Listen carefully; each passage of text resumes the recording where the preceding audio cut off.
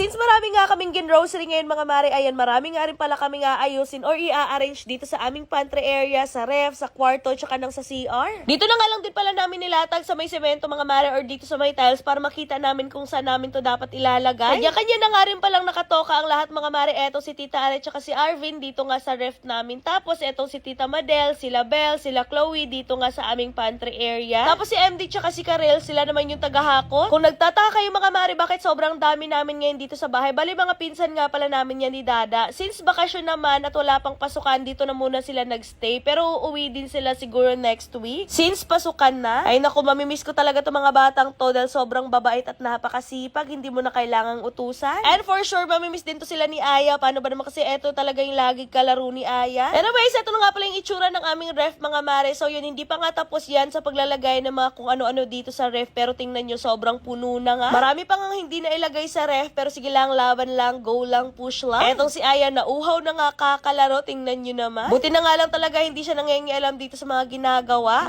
Ay, balik na. Ay, yun na bandera siya ano. Bandera ni. Tigluto. O sa secret na di-arit siyang ano, ay mga putahe, si secret. Yeah!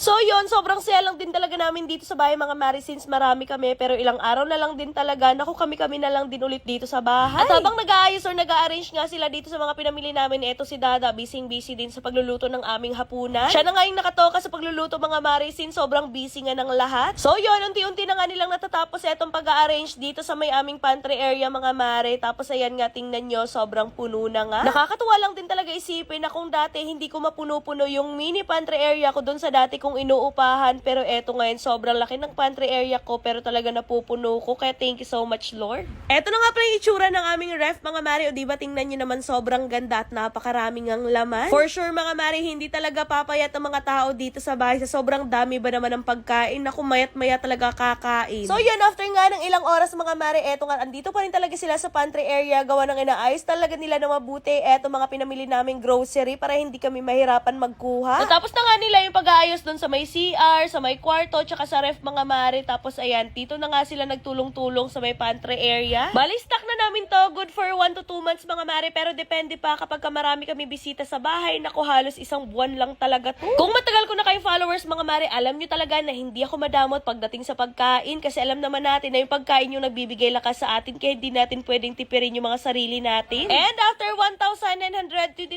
years, ayan, natapos na nga nila yung pag-aayos dito sa pantry area. Kaya thank you so much Lord sa mga blessings na binibigay nyo sa amin araw-araw. Kasi kahit papano, napoprovide namin yung ganito at alam namin na hindi kami magugutom.